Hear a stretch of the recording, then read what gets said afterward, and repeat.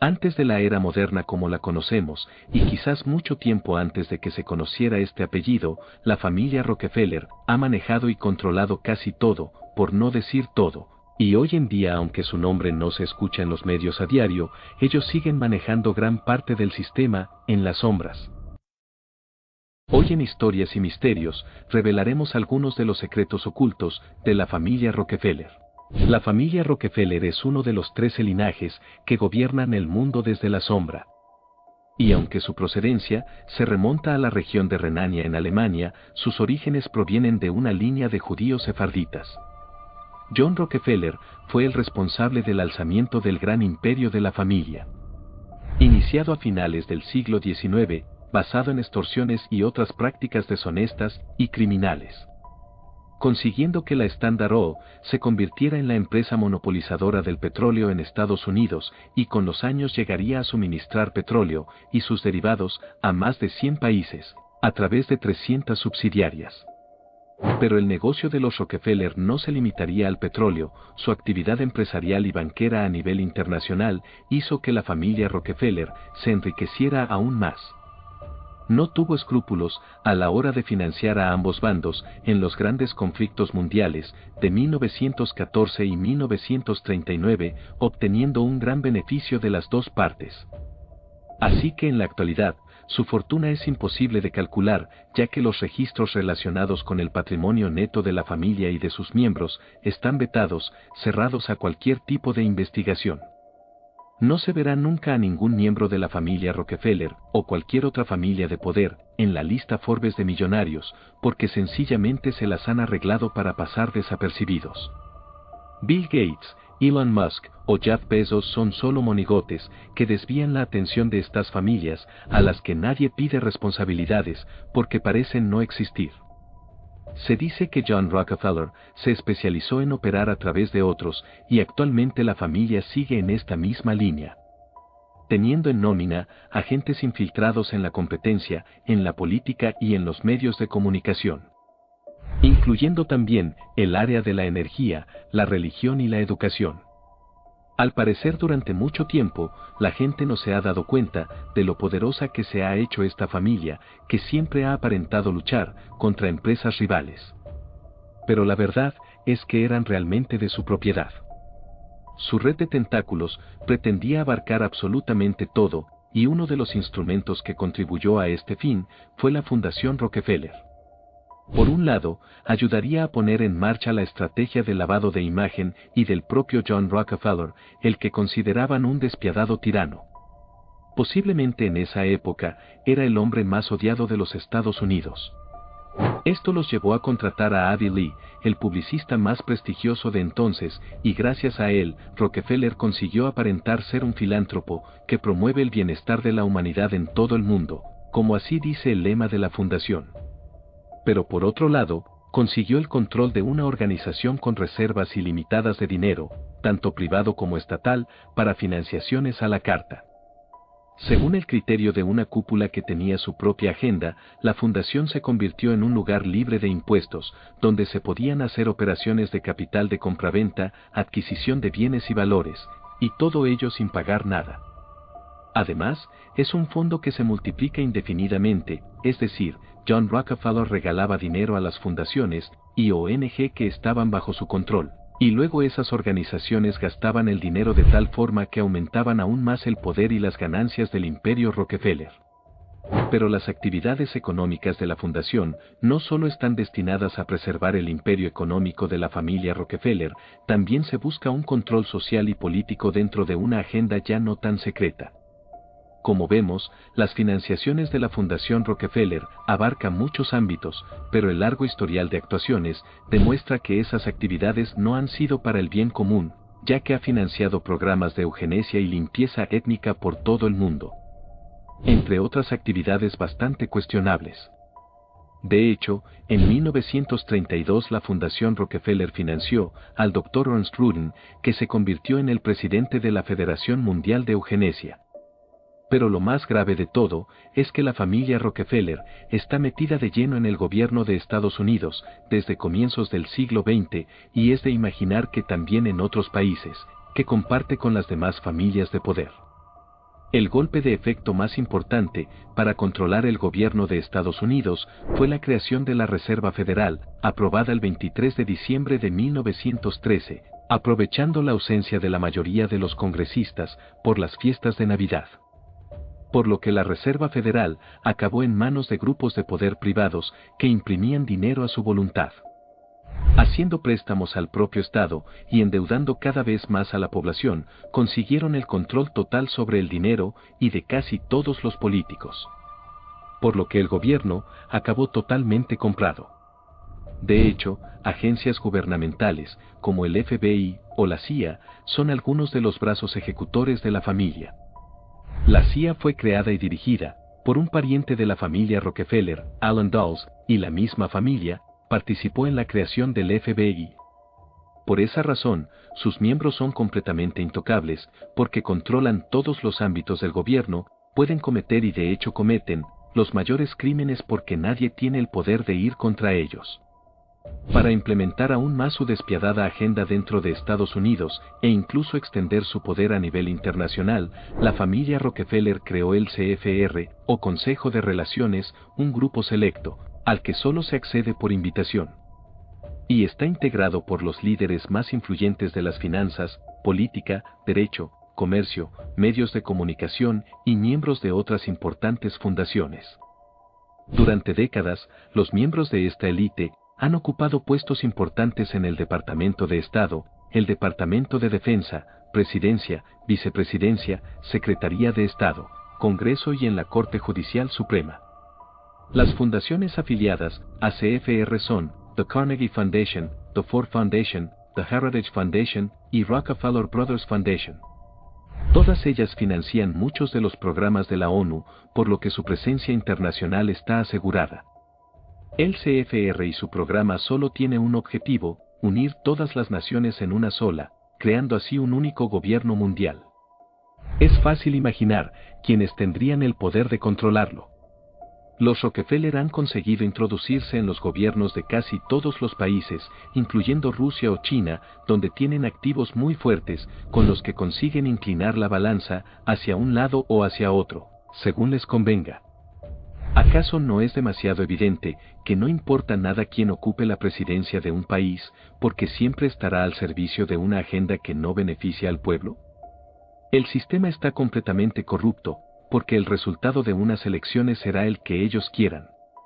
Absolutamente todo lo que ocurre a nivel mundial está dirigido por este tipo de familias. ¿Acaso somos tan ingenuos para creer que lo ocurrido en estos últimos años nada tiene que ver con los Rockefeller y demás familias? Todos los acontecimientos están orientados hacia una única idea: el control del ser humano. No les bastaba con controlar los conflictos bélicos, la economía, la alimentación, la salud, la religión y demás, también quieren nuestra mente. En el encuentro del Club Bilderberg de 1991, en Baden-Baden, Alemania, David Rockefeller pronunció estas palabras: Estamos agradecidos con el Washington Post, el New York Times, la revista Time y otras grandes publicaciones, cuyos directores han asistido a nuestras reuniones y han respetado sus promesas de discreción durante casi 40 años. Hubiera sido imposible para nosotros desarrollar nuestro plan para el mundo si hubiéramos estado sujetos a la opinión pública durante esos años, pero el mundo es más sofisticado y está preparado para marchar hacia un gobierno mundial. Algunos incluso creen que nosotros, la familia Rockefeller, somos parte de una camarilla secreta que trabaja en contra de los mejores intereses de los Estados Unidos, caracterizando a mi familia y a mí como internacionalistas y conspirando con otros en todo el mundo para construir una estructura política y económica mundial integrada, un mundo, por así decirlo. Si ese es el cargo, soy culpable y estoy orgulloso de ello. Actualmente, ya no ocultan sus planes, y los presidentes de los diferentes países claman al unísono por un Estado mundial único. La cara de los Rockefeller, que se conoce hoy en día al público, su origen y su actualidad. A día de hoy, ningún miembro de la familia destaca por su papel como empresario o inversor. El éxito de la dinastía se debe, en su mayor parte, al primer John Davison Rockefeller. Aunque sus orígenes se remontan a la región alemana de Renania, nació a mediados del siglo XIX en Nueva York y levantó su imperio de la nada. Lo que cobraba como contable lo invertía en la bolsa de Nueva York. Después, lo apostó todo al sector cafetero. Tuvo éxito y lo que ganó lo destinó a fundar su propia empresa en el pujante sector del petróleo. No exento de polémica y utilizando tácticas que más tarde serían prohibidas, como colusión de precios o bloqueo a la distribución de sus competidores para ahogarlos financieramente, logró hacerse con la mayoría de las refinerías del país, hasta controlar 90% de la producción de petróleo en Estados Unidos. Nació entonces la Standard Oil Trust, la mayor petrolera del país y, posiblemente, del mundo. Gracias a eso, Rockefeller se convirtió en el hombre más rico del planeta, desplazando por aquel entonces a los Rothschild, la familia europea que gobernaba el mundo a través de la banca. A precios de hoy, su fortuna llegó a estar valorada en más de $600 mil millones americanos, más del doble de lo que hoy posee Elon Musk, la persona más rica del mundo, y prácticamente lo mismo que Musk, Jeff Bezos y Bill Gates juntos. Y para asegurarse de que su patrimonio sobreviviera a las próximas generaciones, no dudó a la hora de prácticamente desheredar a sus 5 hijas y traspasárselo todo a su único hijo, John Davison Rockefeller Jr. Para entonces, Standard Oil había crecido tanto que se dividió en 30 sociedades, entre ellas algunas que han llegado al siglo XXI, como ExxonMobil y Chevron, 2 de las petroleras más grandes del mundo. Su hijo se dedicó al sector de la banca y las inversiones, pero tras varios escándalos relacionados con sobornos a senadores, además de la mala prensa que ya arrastraba su padre, finalmente dimitió de todos sus cargos y se dedicó a limpiar el apellido Rockefeller a través de la filantropía, idea que heredó de su madre, Laura Celestia Spelman. A medida que su marido levantaba un imperio a costa de la reputación familiar, ella dedicaba en personas, recursos a causas benéficas. Fue una conocida activista a favor de la abolición de la esclavitud. Su hijo siguió sus pasos y tuvo éxito con sus proyectos filantrópicos. Su nuera, Abigail Green Aldrich Rockefeller, fue clave como impulsora del Museo de Arte Moderno de Nueva York, MoMA. Más allá de sacar brillo al apellido de la familia, Junior también sentó las bases de los protocolos familiares para las siguientes generaciones. Tercera y cuarta generación. Gracias a eso, sus 6 hijos, 5 hombres y una mujer, heredaron su legado. A esta etapa al frente de los negocios de los Rockefeller se la conoce como la era de los 6.